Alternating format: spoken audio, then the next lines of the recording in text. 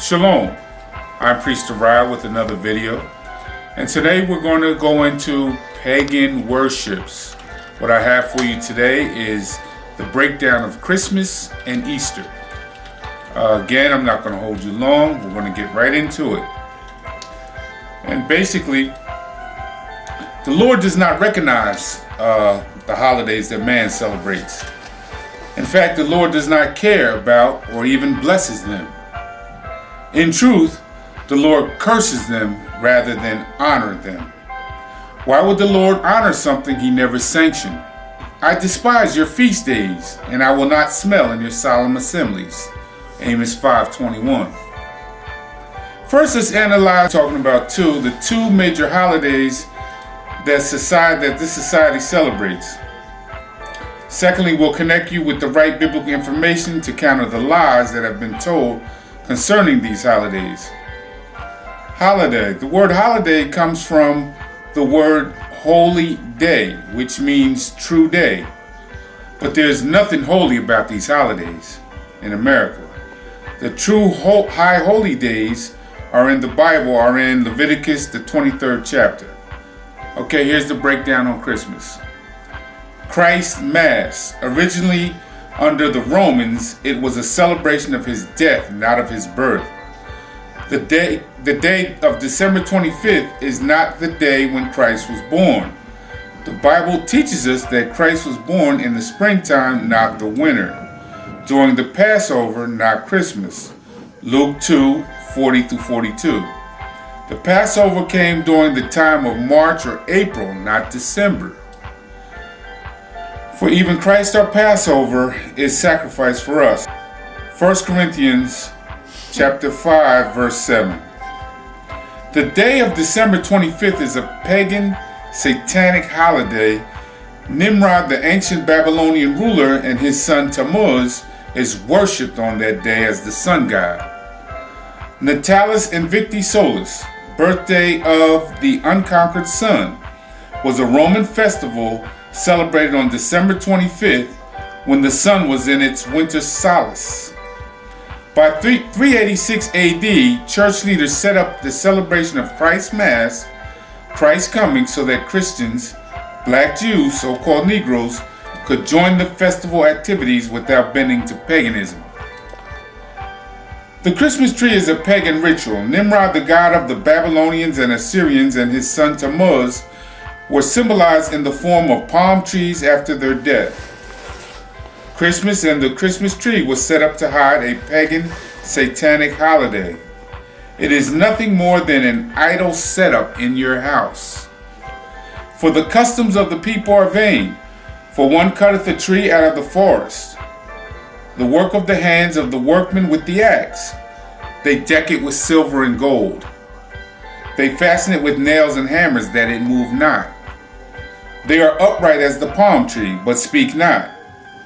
They must needs be born, because they cannot go. Be not afraid of them, they cannot do evil. Jeremiah 10, verses 1-5. The graven images of their gods shall ye burn with fire. Thou shalt not desire the silver or gold that is on them, nor take it unto thee, lest thou be snared therein, for it is an abomination to the Lord. Neither shalt thou bring an abomination into thine house, lest thou be a cursed thing like it. Deuteronomy 7:25-26. So basically that's the breakdown of Christmas. It talks about how the tree is not to be worshipped, how Christians do put silver balls and gold balls on their Christmas tree. They receive presents. So basically, this is the breakdown that it's a paganistic holiday. I broke down where it comes from. It comes from early Roman celebrations, and later on, Christians and Jews joined the celebrations of fake Christmas. That's it on that. And now we will go into the breakdown on Easter. Now we're going to get into the second part of the video. We're going to talk about Easter. We're going to break down Easter and the wickedness of Easter. so that you can be informed on the different paganistic holidays. That's what we're into. First of all, I'd like to read you something out of the Bible, and it's Deuteronomy 4, verse 12 through 18. And basically what it says is, and the Lord spake unto you out of the midst of the fire. Ye heard the voice of the words, but saw no similitude, only ye heard a voice. And he declared unto you his covenant, which he commanded you to perform, even 10 commandments. And he wrote them upon 2 tables of stone. And the Lord commanded me at that time to teach you statutes and judgments, that ye might do them in the land whither ye go over to possess it. Take ye therefore good heed unto yourselves, for ye saw no manner of similitude on the day that the Lord spoke unto you in Horeb, out of the midst of the fire. This is an important verse, verse 16.